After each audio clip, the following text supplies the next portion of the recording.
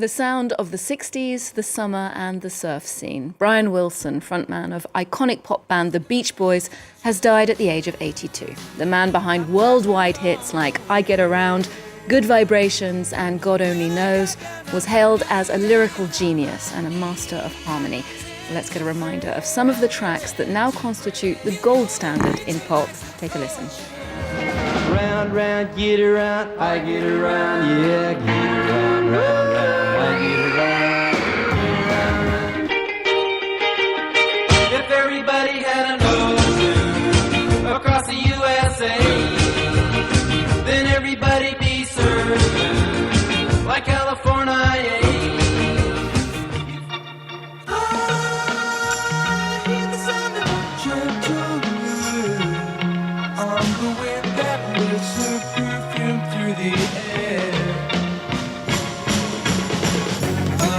Up vibrations, she's giving me the excitations. I'm picking up vibrations.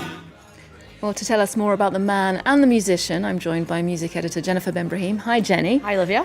So the news of Brian Wilson's death has just shown us how loved and respected he was in the music industry. What sort of reactions have we seen? I mean, Brian Wilson was truly a musician's musician. Many people were even envious of his talents. So it's no surprise that tributes have been flooding in. Let's start with fellow American legend Bob Dylan. He took to X saying that he had been listening to his music and admiring his genius for many, many years. And British artist Elton John even posted a photo of him on Instagram with Brian Wilson and said that Brian was one of the biggest influences on his songwriting, wow. Which is pretty impressive for someone like Elton John to cite him. Carole King, who's also one of the greatest songwriters of all time, took to social media lauding his writing skills and saying that the world will miss Brian and we're so lucky to have his music. Metallica frontman James Hetfield was actually in New York at the Tribeca Film Festival, and he took time to pay tribute to Brian Wilson. Take a listen.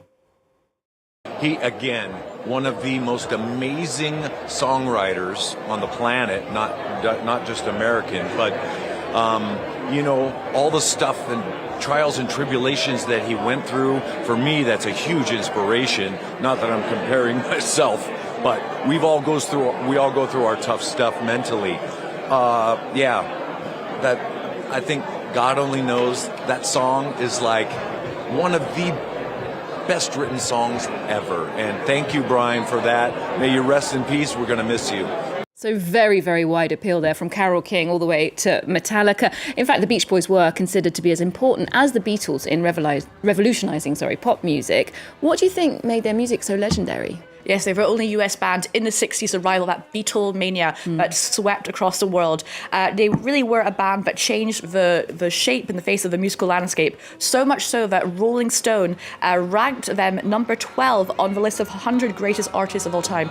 If you're interested, Olivia, it's the Beatles are number one, of course. Yes, of course. They were also one of the most commercially successful bands of all time, and according to their website, they sold more than 100 million records globally.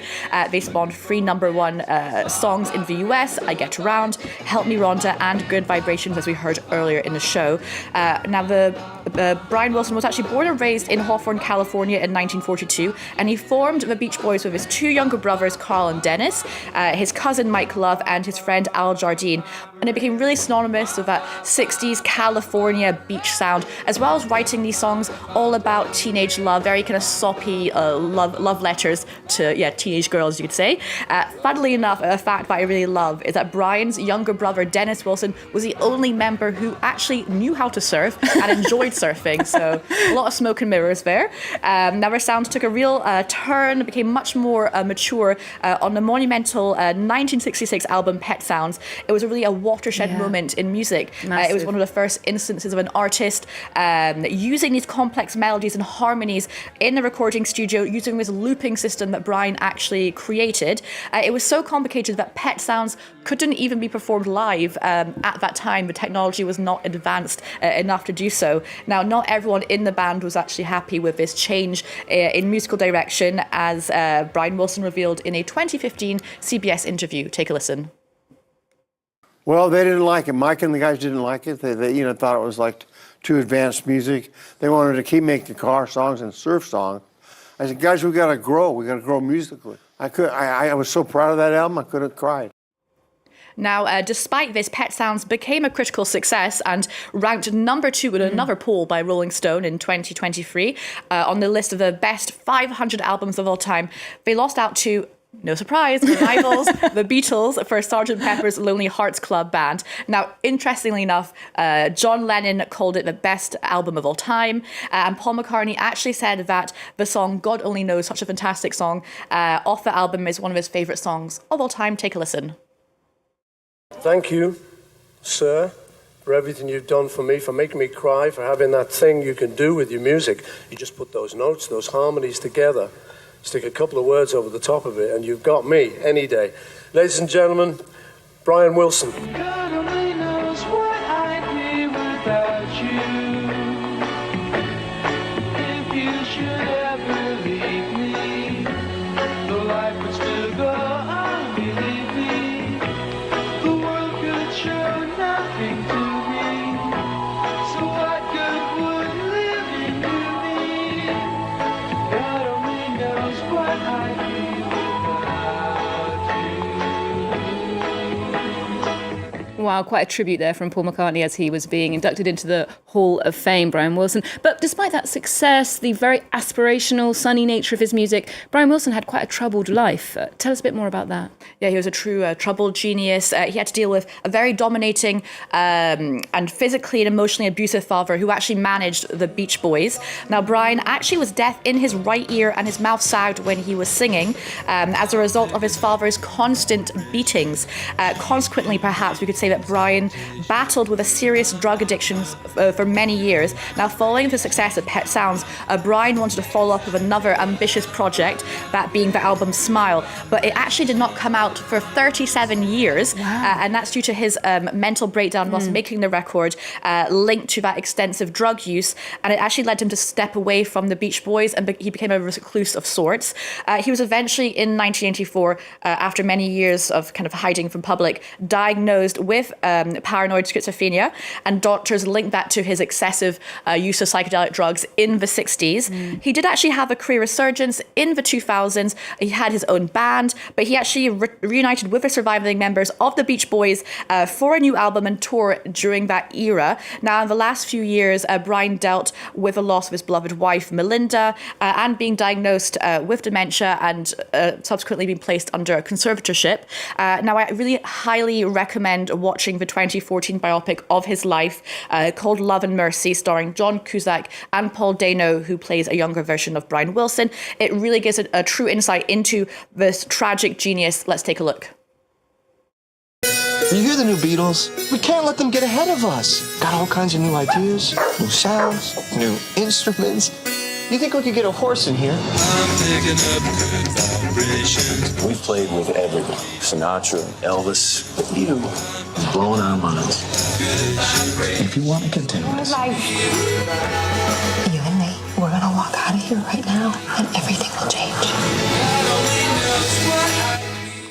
Well, what a life, what a contribution to pop music, which we're staying with right now, but shifting to a much more contemporary sound. Here in Paris, hundreds of fans camped out in the front of the Accor Arena ahead of pop star Billie Eilish's 2 sold-out shows.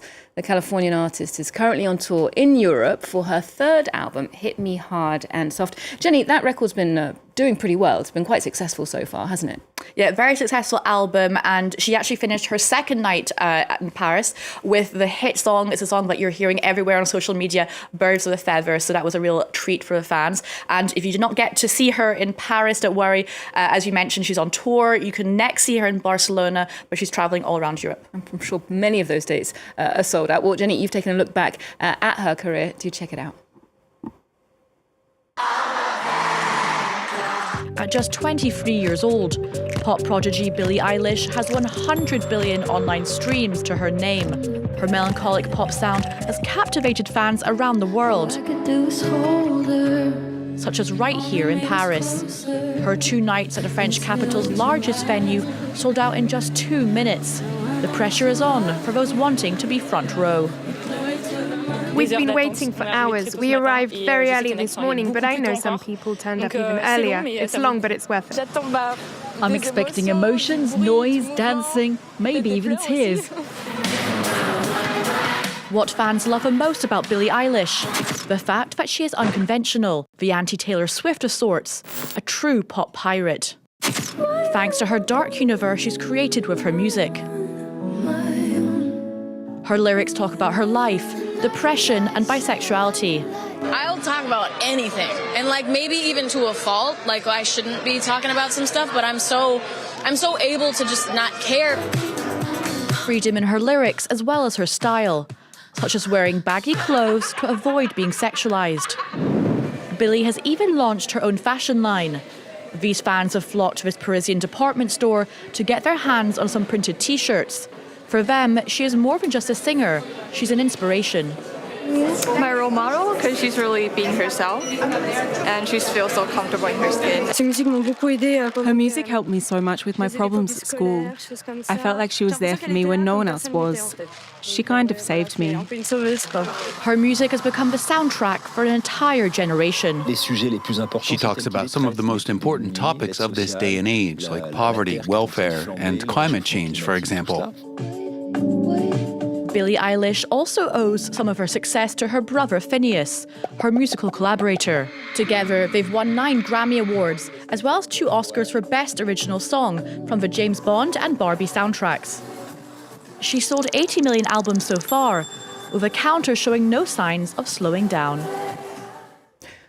Well, thanks so much for joining us in the studio, Jenny, and thanks to you at home for watching. We'll wrap up the show with one of Brian Wilson's compositions and his unmistakable falsetto voice, the very wistful Wouldn't It Be Nice from the 1966 album Pet Sounds. Do join us here next time on Arts 24 and on our social media too. There's more news coming up just after this. Wouldn't it be